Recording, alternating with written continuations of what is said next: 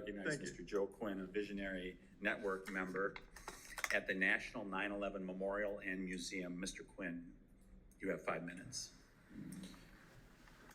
Chairman Tiffany, Ranking Member Negus, and members of the committee, thank you for allowing me to testify today on HR 5401, the 9/11 Memorial and Museum Act. Thank you to the committee for your support in the past, and thank you to Representative D'Esposito and Goldman for your continued support.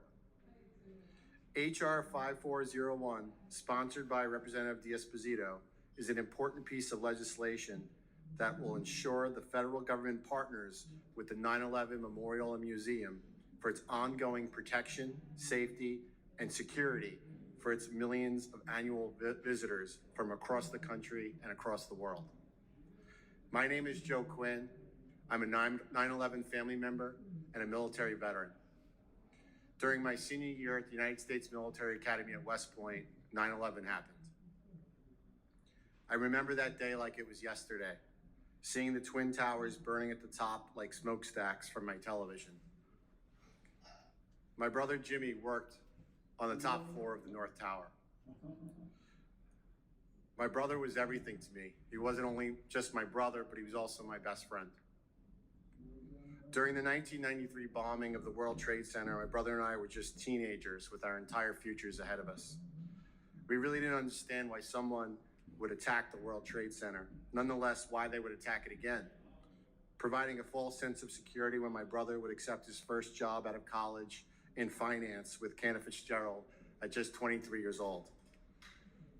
My brother Jimmy would tell people that he worked on top of the world, and that's how we felt until it all came crashing down on September 11, 2001. From my room at West Point, I watched the North Tower collapse with my brother inside of it. The next day, I made my way down to Manhattan. I made my way to as close to ground zero as possible before being stopped by a police officer who told me I couldn't go through. I told him my brother was in there. We both stared at the fire, smoke, and rubble, and knowingly said nothing to each other. We both knew my brother couldn't be in there. That day, I vowed to never let something like this happen again. So after graduating West Point, I was commissioned as an officer in the United States Army, doing 2 tours in Iraq as a soldier and 1 tour in Afghanistan as an advisor. After getting out of the Army, I studied terrorism at Harvard University and then became an instructor at West Point's Combating Terrorism Center. And one of my greatest takeaways from that period of study is the importance of symbolism for targets of terrorism. While it didn't make sense to me as a teenager, it now made sense to me why terrorists would attack the World Trade Center in 1993 and then again in 2001. It's because the World Trade Center was a symbol of freedom, economic power, and the power of our diversity as a nation, where every race, religion, and creed was attacked on 9/11 to include citizens from more than 90 countries. The site of the World Trade Center, the 9/11 Memorial and Museum, will continue to be a target, not only because it represents our strength and our diversity, but it now represents our resilience and unity as a country. 23 years later, I still struggle with the loss of my brother. It's not only that he was killed, it was how he was killed. I picture him being scared. He was asthmatic and scared of heights. As the smoke billowed up, he had to peer down 102 stories and choose between smoke inhalation and jumping to his own death. And I couldn't do anything to protect him.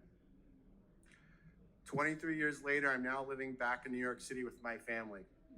I followed my brother's footsteps working in finance with a firm called Drexel Hamilton, where we have the mission of hiring veterans and where I bring veterans to the 9/11 Memorial on a monthly basis.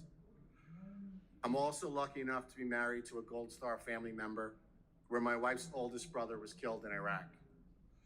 We have 3 wonderful kids now, 7, 5, and 3 years of age, where we take them to the 9/11 Memorial often to visit their Uncle Jimmy, since his remains were never found. In conclusion, I was humbled when asked to testify today, but I hesitated because life is busy especially with 3 little kids. And today is my 13th wedding anniversary, so I'm a bit in trouble on the way home. But I'm here because I didn't want to be the one who didn't support this 9/11 bill. I failed to protect my brother, but collectively, we can protect the children, veterans, and millions of our fellow citizens going forward, and preserve the 9/11 Memorial Museum as a beacon of national unity. Thank you for your support for this important piece of legislation, and thank you for honoring America's promise to never forget. Thank you.